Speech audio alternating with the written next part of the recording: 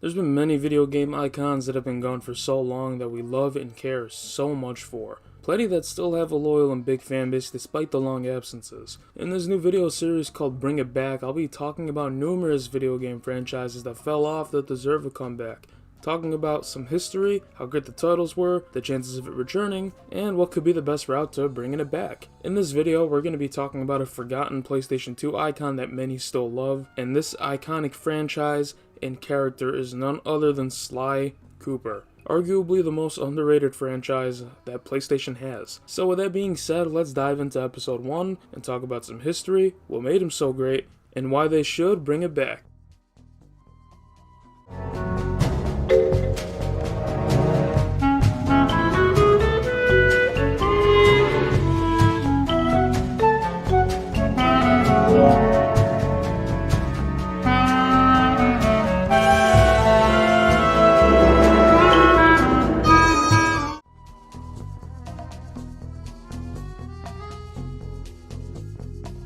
Sly Cooper blessed our screens in the year 2002 and has become one of the most creative and underrated PlayStation franchise ever made.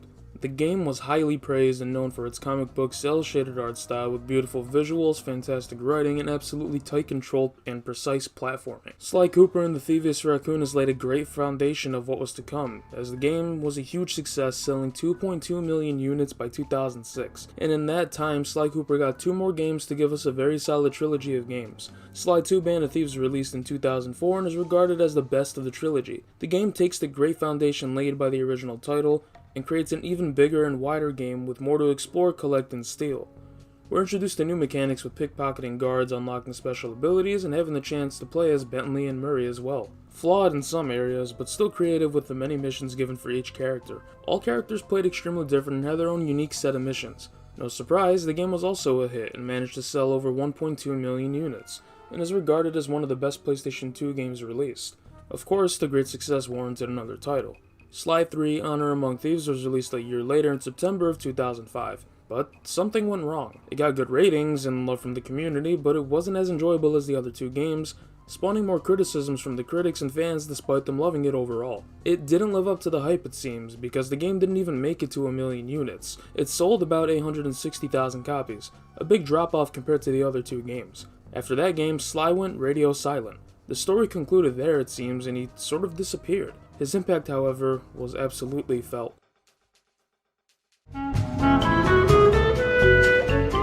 Sly left a mark on the PlayStation brand, as he is remembered fondly by many and is still mentioned by Sony years later. Sly Cooper established a different kind of platforming we weren't used to whatsoever. The absolutely amazing platforming and stealth mechanics created such a unique adventure, something that we didn't see a whole lot of in terms of platformers. You truly felt like a master thief with all the sneaking around, tight jumps, spaces, and corners you go through to steal, scout, and take out bad guys.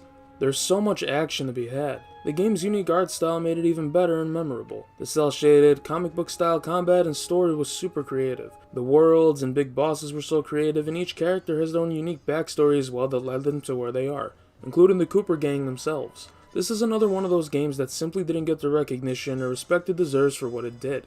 The market being flooded with the next big thing for the platforming genre, the Giants, Crash, and Spyro absolutely failing, and a tone shift in the industry made it all hard, yet Sly stepped up to the plate to deliver an experience we haven't seen before at the time, and delivered a creative and memorable game. There isn't anything like Sly Cooper out right now, and there wasn't anything like him back then.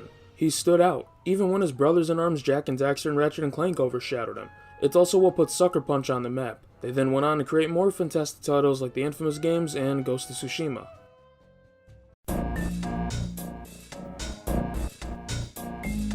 Since the Sly 3 release, Sly Cooper did attempt to come back and succeeded for a little while. When we got the word that a trilogy remaster was coming out after we witnessed Jack and Ratchet get their own, all hell broke loose with hype, and it was a success. The developers took the original trilogy and made it in crisp HD and fixed many of the lighting issues plaguing a handful of areas of the game, especially Sly 2. What really stirred the pot was a teaser for Sly 4 in the collection, and lo and behold, in February of 2013, Sly 4 Thieves in Time was released. We finally got another Sly Cooper game.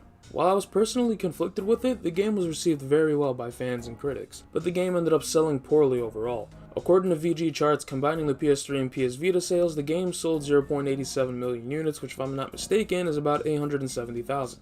The game alone sold 150k in its first 6 weeks, which was abysmal at the time. It was competing with games like Dead Space and Fire Emblem on top of that. However, Sly isn't to blame. The whole game and release was mishandled. The lack of advertisement and marketing is what did it in.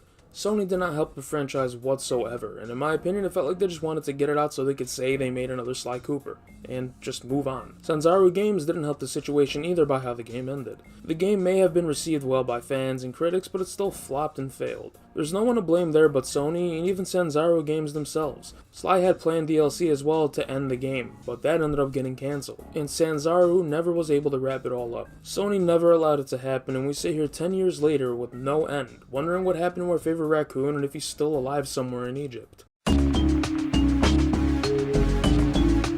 It's been 10 years since the last Sly Cooper release, and there were some attempts at a comeback over the years, but not in a sequel to Thieves in Time. There was a movie in development that ended up turning into a TV show, and there was a lot of back and forth stuff going on with the TV show until it eventually fell off the face of the planet, and now we have zero clue if it's still happening. In between that, we also had a bunch of merch and blog posts and all these things for its 20th anniversary, which was nice, but not enough. We've gotten rumors about new games as well that ended up never happening.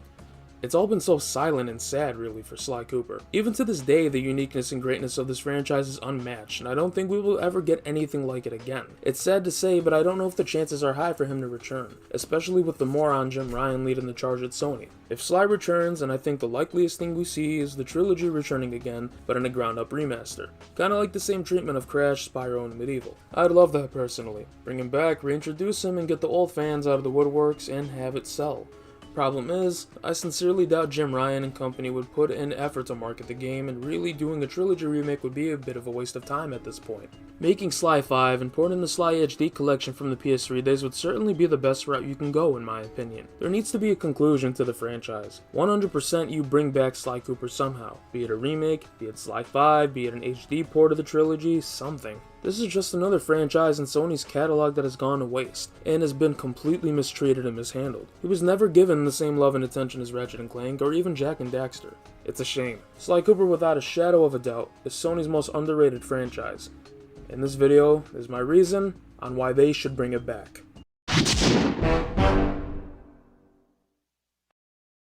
That's it for today's video and first official episode of the new Bring It Back series. I hope you guys enjoyed. This was absolutely a fun video to go through, and there's a lot more on the way for this series of videos. If you like the new show and style, comment below. If you think I should change or add some things to the format, let me know.